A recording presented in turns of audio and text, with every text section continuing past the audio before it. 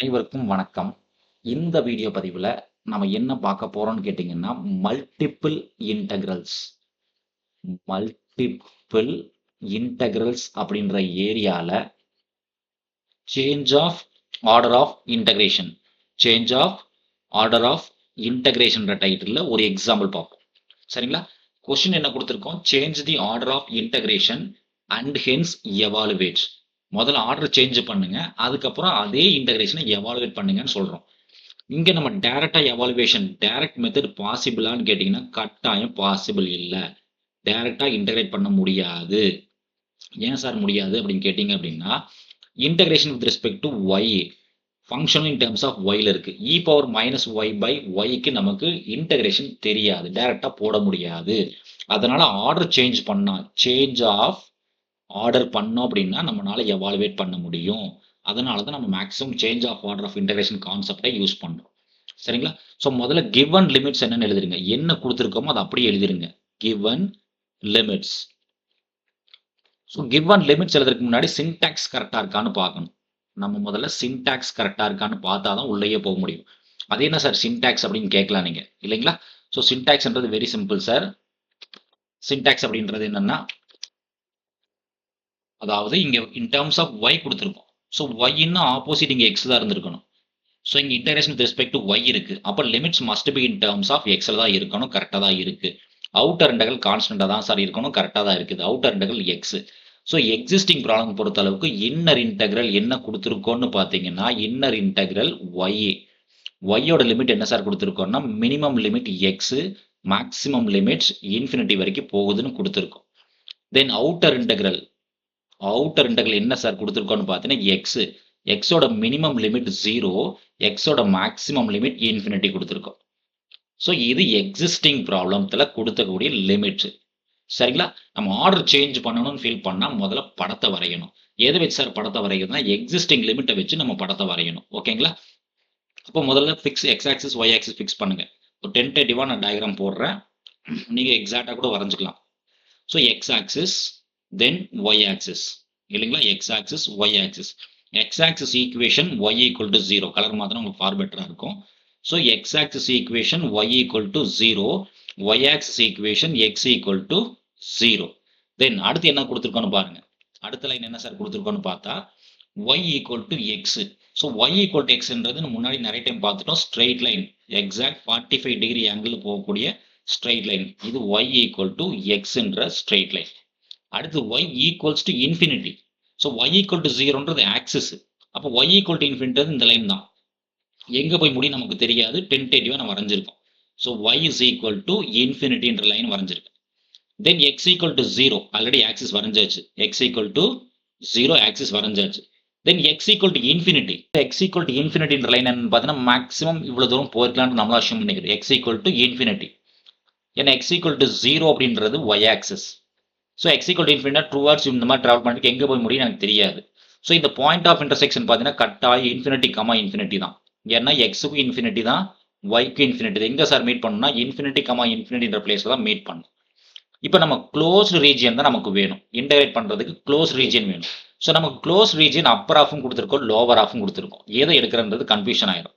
So Appar ஆஃபும் கொடுத்துருக்கோம், தென் lower ஆஃபும் கொடுத்துருக்கோம். சரிங்களா? அப்போ எதை எடுத்துக்கிறது சார்? ரெண்டுமே க்ளோஸ் ரீஜியன் தான். எதை எடுக்கிறது நமக்கு கன்ஃபியூஷன் ஆயிரும், இல்லைங்களா? இந்த டைம்ல பார்த்தீங்கன்னா எல்லா பாயிண்ட்டுமே கோயின்சைட் ஆகக்கூடிய பிளேஸ் எதுன்னு பார்க்கணும். ஸோ எல்லா பாயிண்ட் கோயின்சைட் ஆகக்கூடிய பிளேஸாக இருக்கணும். Y equal to X. அப்போ இந்த லைனை நம்ம யூஸ் பண்ணுறோம். ஒய் ஈக்குவல் டு எக்ஸ்ன்ற இந்த லைனை யூஸ் பண்ணுறோம். Then x equal to infinity, x equal to infinity இந்த லைனும் யூஸ் பண்ணுறோம். Then y equal to infinity, அப்போ இந்த லைனும் யூஸ் பண்ணுறோம். தென் எக்ஸ் ஈக்குவல் டு 0 இந்த லைனும் யூஸ் பண்ணுறோம். சரிங்களா? அப்போ க்ளோஸ் ரீஜன் சப்போஸ் இந்த ஒரு லைன் மட்டும் பார்த்தீங்கன்னா ஓப்பன் தான். இந்த ஒய் ஈக்குவல் டு 0ன்றதை நம்ம யூஸ் பண்ணல. இந்த ஒய் ஈக்குவல் டு 0ன்றதை நம்ம யூஸ் பண்ணல. அதனால இது க்ளோஸ் ரீஜன் வராது. ஸோ எது சார் க்ளோஸ் ரீஜன் வரும்னா அப்பர் ஆஃப் மட்டும்தான் பாசிபிள். அப்பர் ஆஃப் மட்டும்தான் நமக்கு close region. Lower half close region கிடையாது. ஏன்னா இந்த ஒய் ஈக்குவல் டு 0வை நான் பிக்சருக்குள்ளேயே கொண்டு வரல. ஒய் ஈக்குவல் டு 0 பிக்சருக்குள்ளேயே கொண்டு வரல. ஏன் சார் கொண்டு வரல? லிமிட்ல ஒய் ஈக்குவல் டு 0 பத்தி பேசல. ஒய்யோட மினிமம் வேல்யூ எக்ஸ் தான் பேசியிருக்கோம்.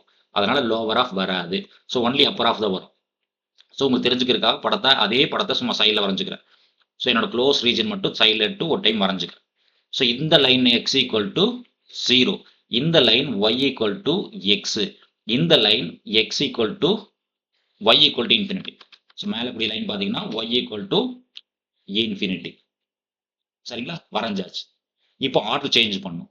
ஆர்டர் சேஞ்ச் பண்ணும்போது என்னன்னா எக்ஸ் இன்னர் இன்டகரல் ஆயிரும். அதாவது நியூ லிமிட்ஸ். ஆர்டர் சேஞ்ச் பண்றது என்ன sir? New limits. New limits. So new limits எழுதும் போது என்ன சார் ஆகும்னா எக்ஸ் இன்னர் இன்டகரல் ஆயிரும். எக்ஸ் இன்னர் இன்டகரல் ஆயிரும். ஒய் அவுட்டர் இன்டகரல் ஆயிரும்.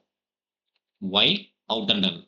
சரிங்களா, ஸ்ட்ரிப் வரைகிற அது வரைகிற இந்த மாதிரி சொல்லுவாங்க, அதெல்லாம் நமக்கு வேண்டியது இல்லைங்க. சரிங்களா, ஸோ நமக்கு ரூல் தெரியும். ரெண்டு ரூல் மட்டும் தெரிஞ்சதுன்னா முடிஞ்சது. நமக்கு ரொம்ப ரொம்ப சிம்பிளாக முடிஞ்சுது.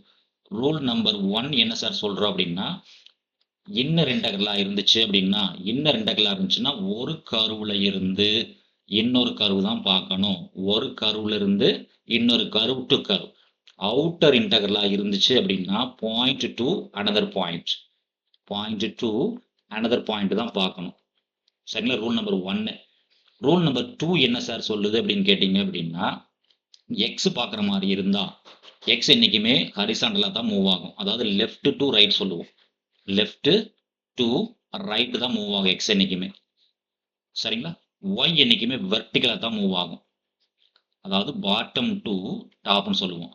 Bottom to top. இந்த 2 ரூல் தெரிஞ்சதுன்னா change of order of integration ஒரு பெரிய விஷயமாவே இருக்காது. சரிங்களா, அப்போ நமக்கு என்ன சார் வேணும்னா எக்ஸ் வேணும். சரிங்களா, எக்ஸ் பார்க்குறோம். அப்போ எக்ஸ்ன்றதுனால ஹரிசாண்டலாக பார்த்துருப்போம். எக்ஸ்ன்றதுனால ஹரிசாண்டலாக பார்த்துருப்போம். அதாவது லெஃப்ட் டு ரைட் சொல்லுவோம் இல்லைங்களா, லெஃப்ட் டு ரைட். அப்போ லெஃப்ட்ல என்ன கர்வ் இருக்குன்னு பார்த்தீங்கன்னா இந்த கர்வ் தான். Straight line is also a curve தான். சரிங்களா, இந்த செவருன்னு கூட சொல்லுவோம். இந்த வால் ஆரம்பிச்சு எங்கே போய் முடியுதுன்னு பாருங்க. அப்படியே நம்ம ட்ராவல் பண்ணோம்னா இந்த இடத்துல போய் முட்டிக்கும். எங்கன்னா இந்த இடத்துல போய் நம்ம முட்டிக்குவோம் இல்லைங்களா. அப்போ இந்த இடத்துல என்ன சார் இருக்குன்னா y ஈக்குவல் டு எக்ஸ். அதாவது எக்ஸ் ஈக்குவல் டு 0ன்ற இந்த வாலில் ஆரம்பிக்கிறோம். எங்கே போய் முட்டிக்கிறோம்னு பார்த்தீங்கன்னா y ஈக்குவல் டு எக்ஸில் போய் முட்டிக்கும். சப்போஸ் நீங்கள் இந்த பாயிண்ட் எடுத்தாலும் சரி, இங்கே ட்ராவல் பண்ணாலும் சரி, என்னாகும் இங்கே போய் முட்டிக்கும். சரிங்களா, ஸோ எக்ஸ் ஈக்குவல் டு 0ல் ஆரம்பிக்கிறோம், y ஈக்குவல் டு எக்ஸில் போய் முட்டிக்கிறோம். ஓகேங்களா, அடுத்தது அவுட்டர் இன்டகரல் பார்க்கணும். ஸோ y அவுட்டர் இன்டகரல்னால பாட்டம் டு டாப் பார்ப்போம், கீழே இருந்து மேலே பார்ப்போம். ஸோ இது அவுட்டர் இன்டகரல்னால ஒரு பாயிண்ட்ல இருந்து இன்னொரு பாயிண்ட் பார்ப்போம். அப்போ பாட்டம் எங்கே சார் ஆரம்பிக்குது? இந்த பாயிண்ட் தான் ஆரம்பிக்குது. ஸோ இந்த பாயிண்டோட ஈக்குவேஷன், அதாவது இந்த ஆரிஜின் என்ன 0,0. ஆரிஜின் 0,0ல ஆரம்பிக்குது. எங்கே வரைக்கும் போகுதுன்னு பார்த்தீங்கன்னா மேக்ஸிமம் இந்த பாயிண்ட் வரைக்கும் போகும். இல்லை இந்த மாதிரி எடுத்தால் இந்த பாயிண்ட் வரைக்கும் போகும். இந்த பாயிண்ட் நமக்கு தெரியும் இன்ஃபினிட்டி, இன்ஃபினிட்டி. இந்த பாயிண்ட் பார்த்தா எக்ஸுக்கு 0 பட் ஒய்க்கு இன்ஃபினிட்டி. நீங்கள் எந்த பாயிண்ட் வேணும் எடுத்துக்கலாம். சரிங்களா, 2 பாயிண்ட் எந்த பாயிண்ட் எடுத்தாலும் சரி, எல்லாமே ஒன்று தான். இந்த பாயிண்ட்ல ஆரம்பிச்சு இந்த பாயிண்ட்ல முடிச்சாலும் சரி, இல்லை இந்த பாயிண்ட்ல ஆரம்பிச்சு இந்த சைடில் இந்த பாயிண்ட் போய் முடிச்சாலும் சரி. அதாவது 0,0ன்ற பாயிண்ட்ல ஆரம்பிச்சு எவ்வளவு தூரம் சார் போறோம்னு கேட்டிங்கன்னா 0, இன்ஃபினிட்டி வரைக்கும் போகுது. நமக்கு என்ன சார் வேணும்? ஒய் தான் வேணும். அப்போ ஒய்யோட வேல்யூ 0ல ஆரம்பிக்குது, இன்ஃபினிட்டியில் முடியுது. So Y equal to 0 to Y equal to infinity. அவ்வளோதான் சார், ஒன்றுமே கிடையாது. ரொம்ப ரொம்ப சிம்பிள். சரிங்களா, இப்போ நம்ம ஒரிஜினல் ப்ராப்ளத்தை எழுதுவோம். ஒரிஜினல் ப்ராப்ளம் என்னன்னு பாருங்க. Integral 0 to infinity integral x to infinity e power minus y by y dy dx. இது ஒரிஜினல் ப்ராப்ளம். இப்போ ரிவைஸ்டு ப்ராப்ளம், ஆர்டர் சேஞ்ச் பண்ணதுக்கப்புறம் பார்த்தீங்கன்னா e power minus y by y அப்படியே தான் இருக்கும். எக்ஸ் இன்னர் இன்டகரலாக போகும், ஒய் அவுட்டர் இன்டகரலாக போகும். So ஒய்யோட லிமிட் என்ன சார் சொல்கிறோம்? 0 to infinity. Y 0 to infinity. ஏன்னா y outer integral. Outer integral என்றைக்குமே கான்ஸ்டண்ட்டாக தான் இருக்கணும். X inner integral. எக்ஸோட வேல்யூ 0ல் ஆரம்பிக்குது. Y equal to x. எனக்கு எக்ஸ் தான் வேணும். அப்போ எக்ஸை முன்னாடி வச்சுக்கங்க. அப்போ 0ல் ஆரம்பிச்சு ஒய் வரைக்கும் போகுது. சரிங்களா, எக்ஸ் ஈக்குவல் டு ஒய். ஏன்னா எனக்கு எக்ஸ் தான் வேணும்.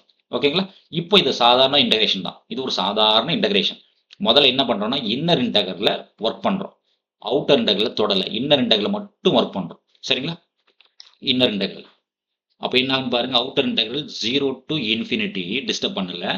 இந்த e power minus y by y யாரை பொறுத்து இன்டகிரேட் பண்ணணும்? எக்ஸை பொறுத்து இன்டகிரேட் பண்ணணும். இப்போ எக்ஸை பொறுத்து இன்டகிரேட் பண்ணும்போது இந்த டேர்ம், அதாவது e power minus y by y, இந்த டேர்ம் என்ன ஆகுனா ஒரு கான்ஸ்டன்ட் ஆயிரும். ஏன் சார் கான்ஸ்டன்ட் ஆயிரும்? எக்ஸை பொறுத்து இன்டகிரேட் பண்ணுறோம். அந்த இ பவர் மைனஸ் ஒய் பை ஒய்யை டிஸ்டர்பே பண்ணலாம், அப்படியே வச்சிருக்கேன். இப்போ வெறும் டிஎக்ஸ் மட்டும் தான் இருக்குது. அப்போ இன்டகிரேஷன் ஆஃப் வெறும் டிஎக்ஸ் மட்டும்தான். இதனோட வேல்யூ என்னன்னு கேட்டிங்கன்னா எக்ஸ் மட்டும் தான் வந்திருக்கும். அப்போ எக்ஸ் மட்டும் தான் வந்திருக்கும். லிமிட் என்ன sir? 0 to y. Outer integral dy தொடவே இல்ல. அப்படியே வச்சிருக்கேன். சரிங்களா? இப்போ இன்டெக்ரல் 0 to infinity டிஸ்டர்ப் பண்ணல. e power minus y by yயும் டிஸ்டர்ப் பண்ணல.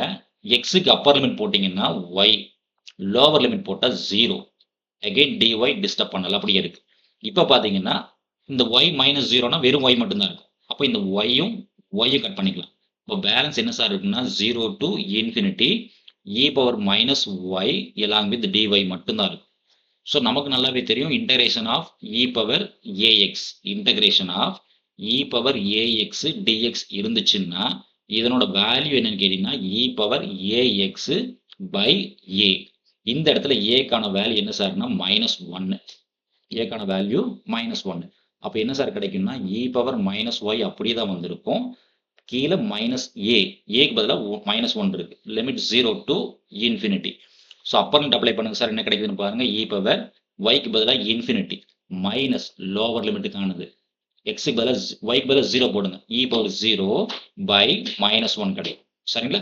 ஸோ இ பவர் மைனஸ் இன்ஃபினிட்டிக்கான வேல்யூ என்ன சார்னு கேட்டிங்கன்னா 0. E power 0 any value power 0க்கான வேல்யூ என்னன்னா 1.